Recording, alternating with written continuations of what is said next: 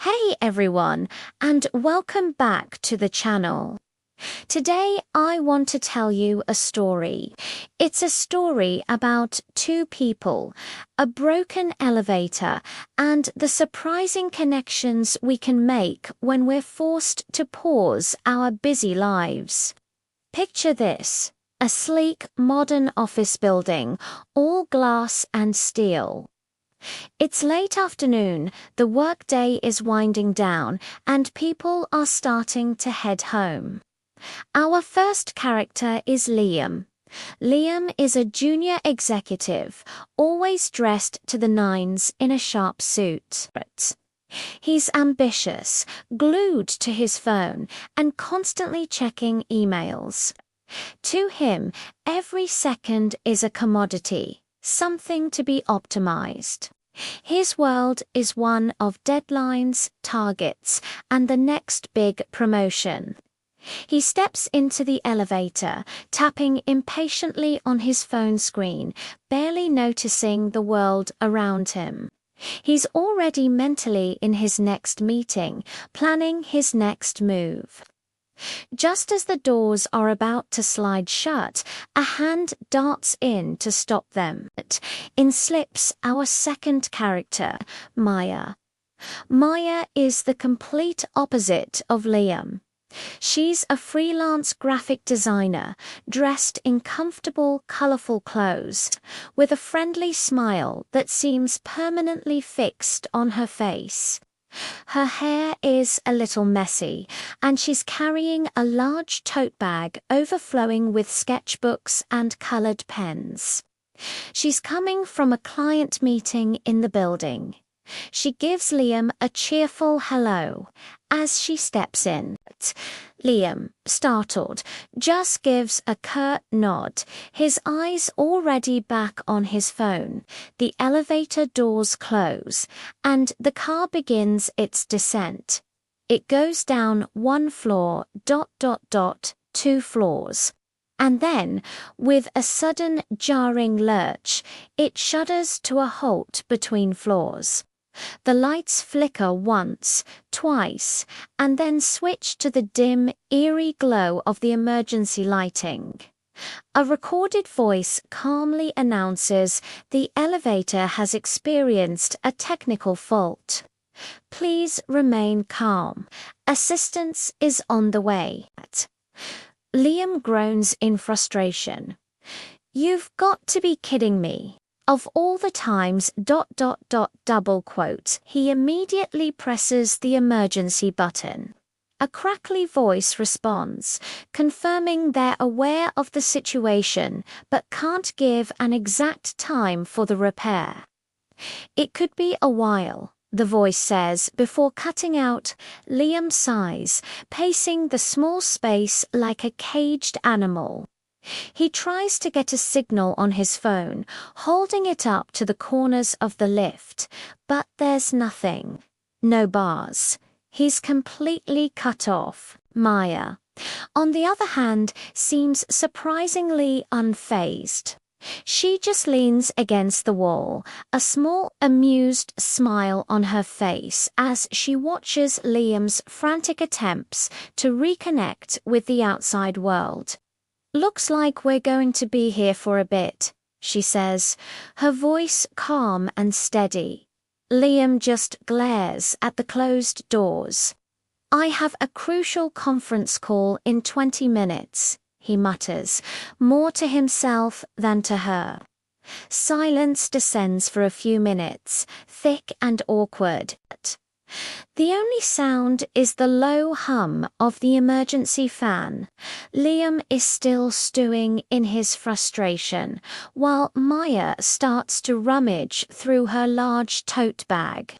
Finally, she pulls out a sketchbook and a pencil.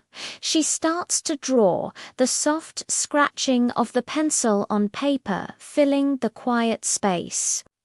Liam glances over, annoyed at first, then intrigued despite himself.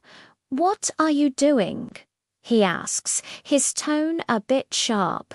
Maya looks up and smiles. Drawing. It helps me think, and it's better than staring at the walls, right? She turns the sketchbook so he can see. She sketched a cartoonish version of the two of them in the elevator, with exaggerated expressions of panic on his face and calm on hers. Despite his mood, Liam can't help but let out a small chuckle. It's actually pretty good. You're an artist, he asks, his curiosity piqued. A graphic designer, she corrects him gently. I help brands tell their stories through visuals, logos, websites, that sort of thing. This seems to finally get Liam's full attention. His company was actually looking to rebrand.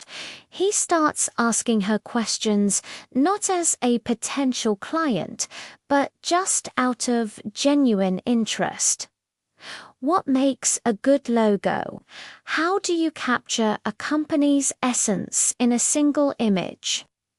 Maya lights up, passionate about her work.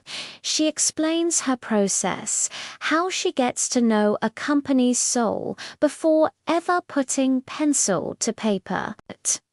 She talks about color theory, typography, and the psychology of design. Liam finds himself completely absorbed.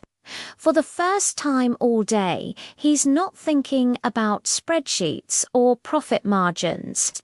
He's learning something new, something creative and fascinating. He starts to open up. He tells her about the pressures of his job, the constant need to perform, to hit targets.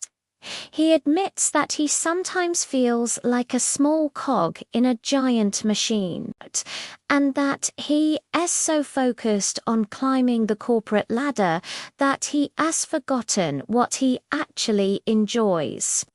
He talks about how he used to love building things with his hands, model airplanes and intricate Lego sets, but he hasn't had time for any hobbies in years. Maya listens patiently, nodding in understanding. She doesn't offer easy solutions or platitudes, she just listens. Then she shows him another drawing in her sketchbook. It's a detailed, beautiful drawing of a vintage biplane. My grandfather used to fly one of these, she says softly. He taught me that sometimes the most important journeys aren't the fastest ones. It's about enjoying the view along the way. The words hit Liam harder than he expected. He looks at Maya, really looks at her for the first time. He sees not just a cheerful artist, but a person with depth, with her own stories and her own wisdom. He sees a kindred spirit he never would have noticed if they had just passed each other in the hallway, in that small suspended box. The barriers between the corporate executive and the freelance artist have completely dissolved. They are just two people sharing a moment of unexpected connection. Suddenly, with another lurch, the main lights in the elevator flicker back on. The car moves a few feet and the doors slide open. They've arrived on the ground floor. A maintenance worker is standing there, looking apologetic. Sorry about that, folks. All fixed. For a moment, neither Liam nor Maya moves. The return to the real world feels abrupt. Liam looks at his watch. He's missed his conference call. An hour ago, that would have sent him into a panic. But now he finds he doesn't really care. He turns to Maya. Thank you, he says, and the words are genuine. For what? Getting stuck in a lift with me, she jokes. No, he replies with a smile. For the conversation. I really needed that. He hands her his business card. I wasn't kidding about the rebranding. I'd love to talk to you about it properly. But more than that, he hesitates for a second. I'd just like to talk again. Maya smiles and takes the card. I'd like that too, she says.